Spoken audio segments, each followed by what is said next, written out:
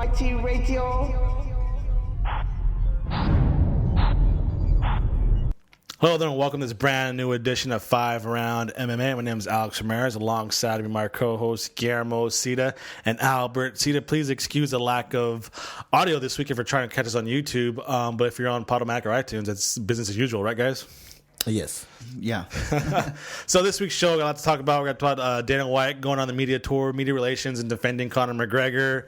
Talk about the women's bantamweight title picture.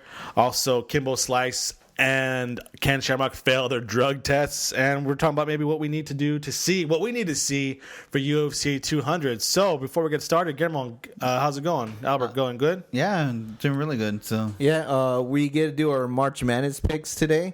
I know absolutely nothing about college basketball. Who really does anyway? But we'll see how that goes. yeah, I was catching a couple games yesterday, so in preparation for Selection Sunday. I just saw that Oregon Ducks won their little Big 12 tournament or something like that. It's a little tournament. I don't know if it's actually. I don't know if it's little or big. All right, so let's get to MMA That's what talk she here. said. So round number one. Set the timer for me. Yeah, I got it. Dana White is on the media tour this whole week defending Conor McGregor and saying, "Hey guys, it's all right, everybody." Going on, I think I heard him on a couple radio stations in LA, saying Conor McGregor fought up 2 weight classes and he's all right. People in MMA lose. It's not a big deal. Nate Diaz is a beast, or he's a triathlon major. GSP didn't even want to jump up 1 weight class, and Conor McGregor's amazing and great. So I think he did this with Ronda Rousey after she lost, right, to Holly Holm. So do you like Dana White going on and defending his top stars that did lose? In this situation, I do, because I totally agree with Dana White. Wow. Okay, the thing is, Conor McGregor could have just easily said, you know what, there's no opponent for me. Let's scratch the card. I could fight at 155, but no one's stepping up, so forget it. He did it for the fans. He did it for the organization. So why not give him props? This fight was really just reaching out there to see if he can compete at 170. This guy was talking about getting a title shot at 170. I'm gonna go up and get the 170 title out there. But why wouldn't you? If you're so confident about yourself, you would want to be the best in the world. And if you think you can compete with that people at 170, I just think Dana White is doing the right thing, because I think he's still that money maker. And at 145, he's still the champ. You guys forget that he lost, but he's still the champ at 145. Tell Nate Diaz to drop down to 145. I mean, obviously, Albert, I think he tried to, didn't he? Or was he going to? Or he couldn't, right? No, but he ended up going in 11-day time span.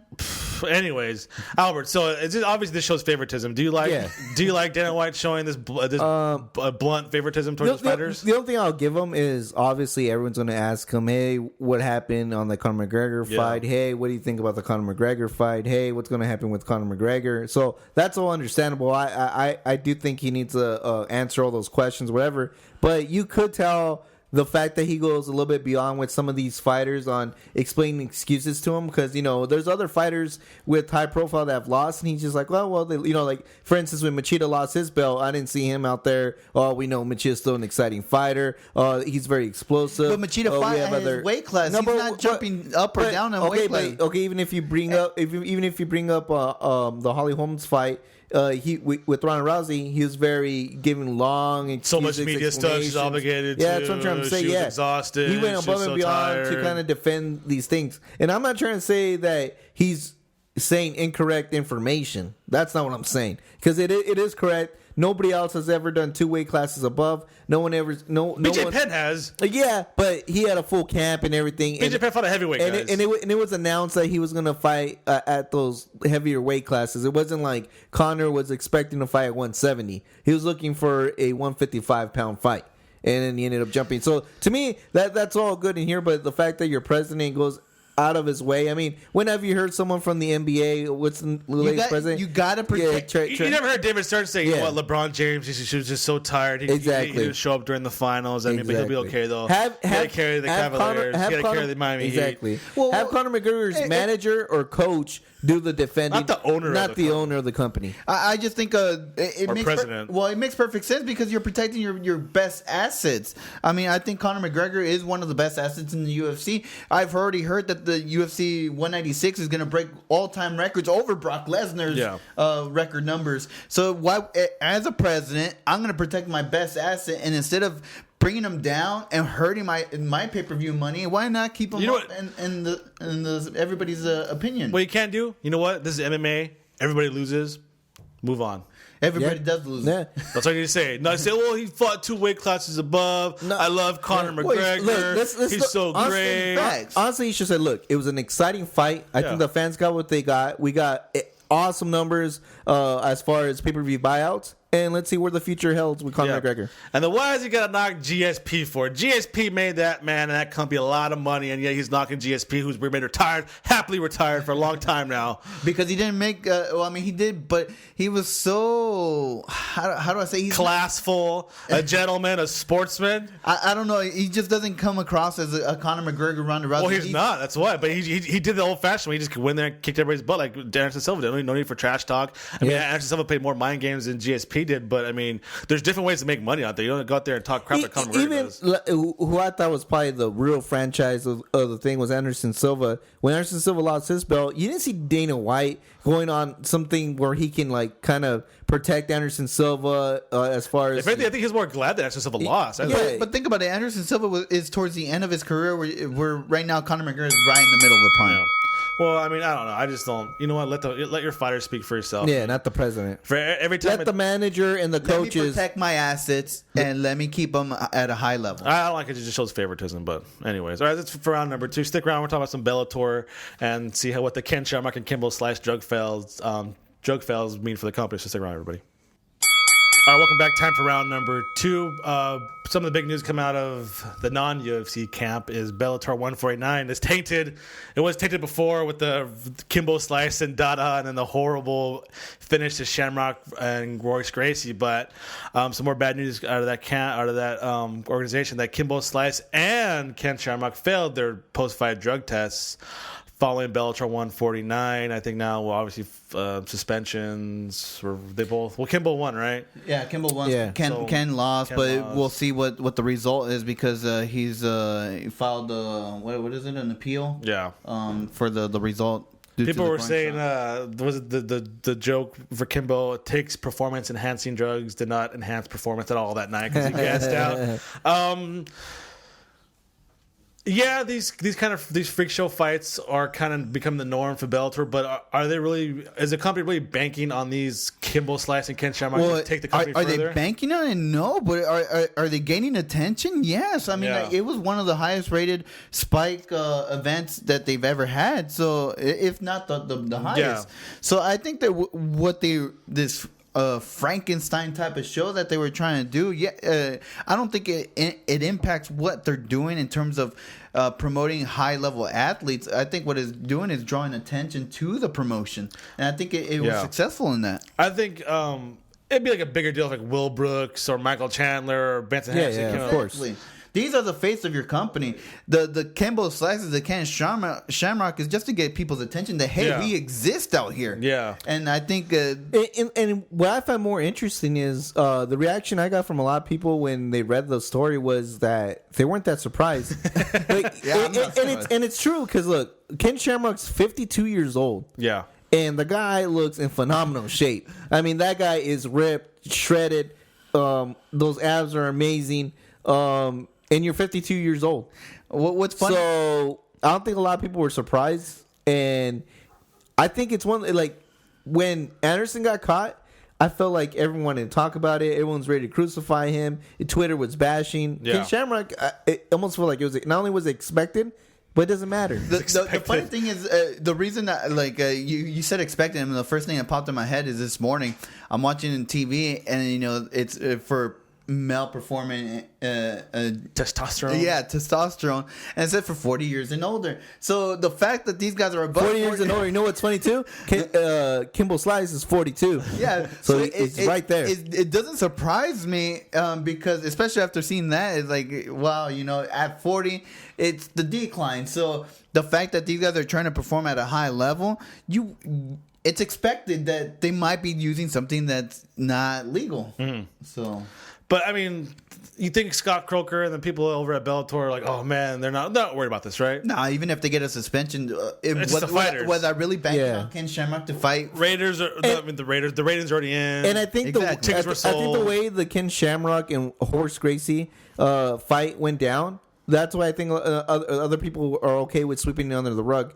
If Ken Shamrock would have dominated Gracie, I mean, like physically dominate him and give him a vicious ground and pound, then I think there would have been an uproar like, hey, dude, that is not cool and that's not fair. But because it ended in a low blow and it should have been a no contest, I think people are like, well, no damage, no foul. I haven't heard from the same thing with Kimbo Slice. I mean, like he used enhancing drugs. Yeah, he won, but I mean, come on now, exhaustion beat Dada 5000, not a swing from Kimbo Slice putting him in the hospital. I haven't heard from Dada 5000. I'm not pretty sure if he's calling for like an appeal or this is ridiculous. See, look at Kimbo Slice. Even though I think both fights should be a no contest now. Yeah. Interesting too. Didn't Wanderlei just sign it with Bellator as well? Yeah, he did. Wanderlei Silva. So this is kind of another former drug user, or not? I think with performance enhancing drug user. But Wanderlei Silva under the umbrella Bellator. I can still compete in Bellator, so I don't see him in that that level or in that group of the Horace Gracie, the Shamrock, the Dada, the Kimbo. You want to know a real crazy thing?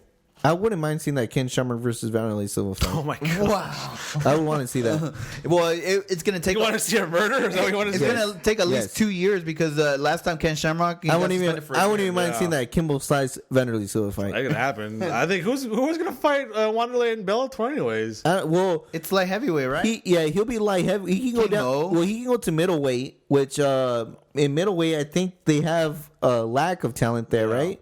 So that'll be a good place for him in Rampage is back there too, right? Isn't it? I think at 205, 205 is a little bit too deep. I think, and it's a younger man's sport at 205 in Bellator. Bellator, I get no such thing as bad publicity, right, for Bellator? No, at this point. Nothing but good. Yeah, I'm pretty sure they're happy to have their company in the headline. So that's it for our number 2. Stick around on number 3. We're going to talk about the women's bantamweight title picture now that Miesha Tate is the queen of the bantamweight. So stick around.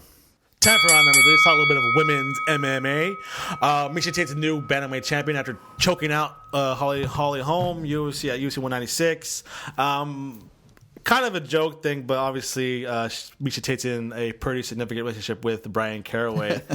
And a lot of people kind of make fun of him for not being as talented as his girlfriend. And now he's already saying out there who... I think the joke is coming from you and Albert. No, look on the internet. People make fun of him. But anyways, he's dating Miesha Tate, so he's already winning. So I think was in the headlines this week because he said that Miesha Tate's first challenger should be Amanda Nunes. Correct, Guillermo? Yeah, or it's Nunes. Yeah, right? Yeah. Amanda Nunes, right? Yeah. And he said that it should be Ronda Rousey versus Miesha Tate for a number 1 contender. Correct. This actually might work out because on the radio when Dana White was making his rounds defending Conor McGregor, they asked him about when Ronda Rousey coming back. And he seemed pretty confident that Rousey's going to come back in October or November. Like he kept repeating it. Miesha Tate does not want to wait till October, November. But Holly Holm didn't want to wait for Ronda Rousey either, and she lost to Miesha Tate. So would it behoove Miesha Tate to wait for Ronda Rousey and get that big payday, or take a title fight in the meantime? What would you do if you're a manager, Miesha? You want to wait for Rousey in October, November? You want to defend your title one time during the summer? Knowing myself, I take a fight before I even face Ronda Rousey. I want to prove myself. Me personally, I always wanted to compete at the highest level, and I played soccer, but I mean, like same thing, right? Yeah, but I mean, like, can we do this tournament before this big tournament? Like, what matters more? What if you're more rested? This.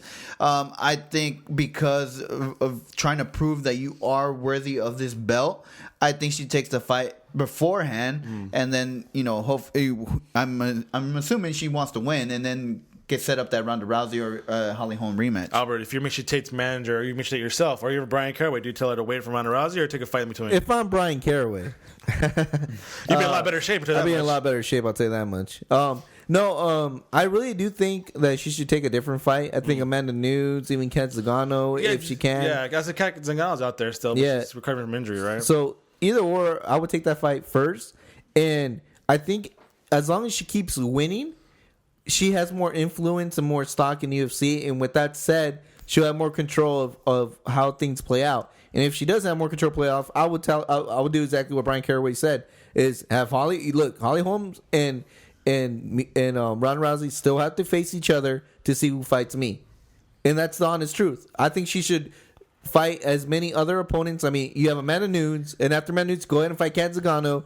And guess what? If Holly Holmes wants a title shot and Ronda Rousey says, I deserve one, well, you two fight it out, and I'll face you guys for a real good big money fight. But I think if she establishes herself as the champion, it'll be better for her in the long run. The only thing I disagree with is why doesn't Holly Holm deserve an immediate rematch? That's she got choked out. Because Dana White says so. But here's the thing: is why does it Ronda Rousey got knocked out? Why does it have to be Exactly. Ronda Rousey versus Holly Holm to establish the number one contender, and Kat Zingano and Amanda Nunes? Because Ronda Rousey already beat the whole division except for Holly Holm. But why can't it be Ronda Rousey versus Amanda Nunes? Set up the winner faces Miesha Tate when Miesha Tate faces. But Miesha Tate already said that she Holly doesn't Holm. want to sit out. I mean, No, I know, she but doesn't let's wanna say win. Did she say that? I mean, did But- Miesha Tate say that already? I know. I don't think haven't heard the I information. don't think she specifically said, but I know she's the same term as Holly Holmes, where they're trying to fight as much as they can. Yeah. But if that's the case, Holly Holm really wants to get back in there. I saw the medical suspension. I didn't see Holly Holm's name on there. So why not do a Holly Holm versus Miesha Tate UFC 200 and then sets up the winner of Amanda Nunes, for example, versus Ronda Rousey? I just don't think it's fair for Holly Holm to, since you were the Ronda Rousey killer, you have to face Ronda Rousey before either one of you gets a It's kind title of like shot. it's kind of sucks. Now it seems that Holm is all the way back at the bottom now, right? Yeah, it feels like And that. she knocked off the greatest women's And- fighter, that we've ever Exactly. seen. And I just think it's a get back in disrespectful line, to- Holly Holm, as opposed to Ronda Rousey, who got knocked out. And she's already still the title To tell the picture. truth, I have never been a big fan of instant rematches unless the fight is super close. The fight If was there's super a- close. No, but They're moving them down. The judges said that it was There was almost a- a split. there was a clear finish, though. It was a clear finish. There was a clear finish, but it took the last minute of the fight of a 5-round fight. I think it's different when there isn't a finish. Then you're like, okay, let's see that rematch Yeah, again. well, like the ending but with when Frank there's Edgar. a clear finish, it's hard to say. had that finish not happened, look, Holly Holm, to me, in my opinion, would have won that look, fight. just like if we go back with Cain Velasquez, I'm the biggest Cain Velasquez ever. I never said he should get the instant title shot. I have never said that because we saw a clear finish. I was fine with him fighting 2 fights before he gets another heavyweight Well, title unfortunately, shot. this is the culture that the UFC and Dana White have put together now. They're putting instant rematches, even if their champions get knocked out. Chris Weidman, clearly finished. Cain And- Velasquez, exactly. clearly finished. That doesn't make sense Ronda to me. Rousey, clearly But finished. with that said, now Consistency, that's all I ask for. Well, yeah, Exactly, that's what I was gonna say. Good point. If Chris Weidman can get it, why not Holly Holm? Yeah, so that's it for round number 3. We'll take a short little break and come back and talk about UFC Fight Night Hunt versus Mir, and also maybe try and piece together UFC 200. What we want to see on the card. So stick around, everybody. All right, now it's time to end the championship rounds. Thanks for sticking around that short little break. So with all the major, with the big unstoppable press conference and UFC 198, UFC 199, and UFC 197 seem to be all set in stone, the biggest question now is what about UFC 200? Once again, heard Dana White in the media rounds saying that, we're working on that card together. A lot of people are photoshopping images of Conor McGregor and Frankie Edgar main event in UFC 200. McGregor said he wants to come back and defend the title at UFC 200, but they're not medical wise he can do that. So let's play a little fantasy booking here, guys. Might as well. UFC 200, Guillermo, what's your main event? For order this pay-per-view, what needs to be the main event? Well, you gotta put what's the hottest ticket out there right now, and whether Albert agrees or not, the hottest ticket is the Diaz brothers, Nate and Nick Diaz. So what makes sense is for Nate to fight Rafael Dos Anjos, but it's starting to look that Nate Diaz will probably have Robbie Lawler, even though welterweight, which kind of doesn't make sense because at 170 he was fighting someone that was at 145. Conor McGregor at 145, moving up 2 weight classes. So to me, it doesn't make sense. Nate Diaz, to me, should be fighting Rafael Dos Anjos. The other one is I've heard is Nick Diaz and Michael Bisping. There's been trash talk on Twitter between both of them. So that would be a great talking point. His boy Gegard Mousasi got called out by his other boy Anderson Silva. So that would be a great matchup for UFC 200 as well. And the last one before we see what Albert has to say is Conor McGregor defending his belt either against Jose Aldo and Frankie Edgar. It doesn't matter at this point. Conor McGregor will sell either fight. So it looks like just by sheer deduction, the 3 titles that are up that are not being defended anytime soon are the welterweight title, lightweight title, and the featherweight title, right? So any of those 3 bouts, or maybe all 3 of them, it depends if Conor McGregor's up, could be on UFC 200, right, Albert? Yes. I'm thinking no matter what, those seem to be the available. I'm belts. thinking Robbie Lawler is going to be on UFC 200 somehow, right? Because he's been putting on consistently great fights. I think that's what they want. But now it's going to be his opponent. Am I far fetched thinking that Robbie Lawler is going to be in UFC 200? No, if anything, I think you can pretty much pencil in Robbie Lawler versus question mark. Versus question mark. But to tell you the truth, I think Nate Diaz deserves it. I think he's the one that he's agreeing with me. It's true. I mean, what's your 209 tattoo at? He was in the biggest fight of the year, right? So far, and he won it. So guess what? You deserve whatever you want. If it's either the lightweight or the welterweight. So I think either way you have to put Nate Diaz in this card, whether it be against Robbie Lawler or against Rafael Dos Anjos. He gets a pick. Which weight class you want? Yeah. And, so he's agreeing with you. Yeah. Without saying I agree with you. and on top of that, Conor, I think Conor should defend it. But I really wish it's going to be Frank Yeager. Yeah. I think that Jose Aldo ballot has the chip has sailed. Yeah. I don't think there's that much interest. I think there's more interest in that Frank Yeager fight. To tell you the truth, Frankie, you see the little video you put together, like 1, 2, Frankie's coming for you, 3, 4, Conor better hit the floor or something like that. And obviously if GSP comes in, obviously that's a fantasy. Yeah, I think the Photoshop poster I saw was like GSP versus Nate Diaz, Silva versus I think Kennedy, I think, or something. Yeah. But the one right now it's both parties have Gregor Mousasi and Anderson Silva will happen. There's like a good chance that fight. That's will an awesome match too. Yeah. Even if you were to do the Michael Bisping Nick Diaz fight, I think that makes sense as well. Yeah. It's Nick Diaz return bout, and Michael Bisping wants to have a string of big wins, not just regular wins, but big wins. And what's another big win if going off of Anderson Silva, then beating Nick Diaz? Yeah. And then that's for sure. There's no ifs, ands, or buts. He has to get a title shot. The other real question mark would be Cain Velasquez. But I think he's a big sell. It wouldn't be for the championship. It will not be for the championship because that's Fabricio Verdun versus Stipe Miocic. But do you still want to book him in one of the biggest events? But if you guys remember, heavyweight fights are what sell. So I think it would set up a good opportunity for Cain Velasquez to come back and get some of that fandom that he kind of lost due to his injuries. Yeah, for me personally, at this point, you say Cain Velasquez, I roll my eyes just because this guy's never. I mean, I was a big fan of this guy. He said himself that he should be able to return by the summer. So. I mean, but the thing is, if it's not a title shot, the heavyweight title contention is pretty bleak. I mean, I guess maybe Travis Brownie. Yeah, I think that would set up a great UFC 200 Ben Rothwell, maybe. No, I already beat him already though. Travis Brownie versus Cain Velasquez makes a lot of sense. That's on top of my head. Come on, Joe Sylvie, listening? And that's it for round number 4. We're gonna one more round to go. We're talking UFC Fight Night: Hunt versus Mir, and the return of Hector Lombard. So stick around, guys. Time for the 5th and final round. UFC Fight Night returns this Saturday, March 19th. Correct, guys? Yes? March 19th, but depending on what time zone you're in, you might be March 20th. On Fox Sports 1, Hunt versus Mir, live in Australia. Yes, Australia. Yep. So that's why the big hunt? The confusion between the 19th and the 20th. It's going to be on Fox Sports 1, heavyweight bout. I'm pretty sure a knockout's going to happen. Either coming from Frank Mir or Mark Hunt. I don't know because Frank Mir said if Mark Hunt does not tap out, he will end his career. So I think Frank Mir is looking for. I asked Frank Mir, how can you choke somebody out when you're knocked out yourself, Mr. Mir? How? I'm pretty sure the Super Samoan's going to lay a big right hand across Frank Mir's chin. But again, I'd say that because Frank Mir has surprised a lot of people a lot of times. Yeah, that's big nog. Yeah, I know. All right, Todd Duffy. Yeah, you still heard about that one? Oh, they don't even bring it up.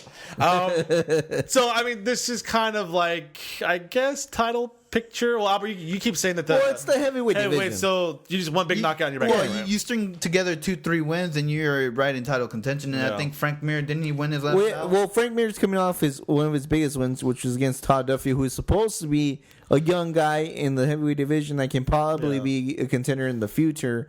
And so Frank Mir defeated him, and just the fact that Frank Mir just doesn't go away. So the fact that he's not in Bellator yet is like... Well, same thing with Mark Hunt, though. I mean, like, just when you think Mark Hunt is done, he'll do an impressive knockout. Walk-off knockout. Yeah, walk-off knockout out of all things. Yeah, and he'll get back into the winning picture. Yeah. He didn't get that title fight against Fabricio Verdun. Just by knocking guys out. Yeah. And the cool thing, too, is even though Frank Mir has fought the who's who in the heavyweight division, he still hasn't fought And Verdum. Frank Mir is coming off a loss on Arlovski. Yeah. Yeah. But that's a kind of an unimpressive fight for both guys, right? So I think you can throw that one away. But with that said, though, I think if Frank Mir wins and Verdum wins, I think he can squeeze his way into that matchup. Yeah. I don't see why not. If Mark Hunt wins, he already fought Verdum, and I think Mark Hunt still needs to fight another person. I still think there's a couple more people ahead of these guys. So I don't obviously. think. I think. To tell the truth, I think Overeem is the main horse right now. Behind Stipe. Stipe's already going to fight for the belt. Yeah. But I'm saying if you, I'm taking away obviously Verdum and Stipe since they're fighting for the belt. I think the lead person here is Overeem, and then everybody else. Yeah, because then you still have people above Frank Mir. I would say Arlovski, Junior Dos Santos, even Ben Rothwell. JDS at the moment. is still around too. And these guys, I still think are a little bit higher than Frank Mir. Frank Mir lost to Junior Dos Santos. I mean, if you ask me, like, the heavyweight division is so weak right now, but then maybe I'm looking at it differently. Maybe it's just because these guys keep beating up on each other. So maybe That's true too. Maybe it's just the most competitive it's been in forever. No, you're right. That nobody can put together a big win streak because guys are knocking each other out. Ben beat Overeem. Overeem beat JDS. Andre Arlovski beat Travis Browning, but Travis Browning beat Overeem. Josh Barnett's in there somehow. And then Josh Barnett beat Frank Mir, right? But they lost to the only consistent one besides this little wrinkle was Cain Velasquez because he only had a lost JDS and Fabricio Verdum. But so maybe it is different. Maybe it is like we're starting to raise it thin, but maybe it's just so competitive that nobody can get out. And you still got Roy Nelson in there. Yeah. And you got guys like Josh Barnett, so that Roy Nelson's still a sleeper. I don't know. Maybe this conversation might be skewed my different opinion to the heavyweight division. Maybe it's just one of those things where these guys are all on the same level right now. That well, even technically Bigfoot Silva's still in there. Yeah. He beat Overeem, but then lost to Mark Hunt. Yeah. So Also, we'll move on from heavyweight division. I was gonna say maybe there's one common guy with everybody above a certain level that everybody's being. The name that pops in my head is Stefan Struve. If you beat Stefan Struve, you probably on this list of this elite heavyweight class. So we got one more minute left. The other highlight on this card, UFC Fight Night this Saturday, is going to be Hector Lombard. Return from a medical suspension, positive suspension, going against Neil Magny, right? Neil Magny, who's on a roll, defeated Kevin Gastelum. Yeah, big win, especially because he won that fight on a short notice against a high caliber. And then he also had the win over Eric Silva when Eric Silva was really, really hot. Yeah. They were talking about title contention for Eric Silva. Yeah. So I think the only thing, both of these were split decision. Yeah. Even though I think if he still wins a split decision over Hector Lombard, that still puts him in the high rankings. Yeah. But he did, keep in mind he did get split decision on both. Yeah, I'm kind of hoping for Hector Lombard to come on. He does have momentum because I think we need another knockout guy in the welterweight division would be good to have. So I think I'm kind of pulling for Lombard because Magny's more of a technical fighter. Not too excited, but I mean the guy gets the job done. So I think that's it for today's show. Until next week, make sure to follow us on Twitter and Instagram at FiveRoundMMA. It's FIVE, and make sure to follow us on Twitter, Instagram, like us on Facebook, subscribe to us on iTunes, YouTube, and Podomatic, and please visit FiveRoundMMA.com. And you can check out our podcast at FightBookMMA.com under the podcast page. That's FightBookMMA.com. A big thank to all of our sponsors. First, the Rocking Green eco-friendly cleaner products, the 5 Rounds clothing line, and of course, the RMA Foundation, Redemption Martial Arts, rise up against bullying. I think that's it, right? Yep. Thanks, everybody, for listening. Oh, yeah. The cream of the crop. You are now listening to Afro Mighty Radio.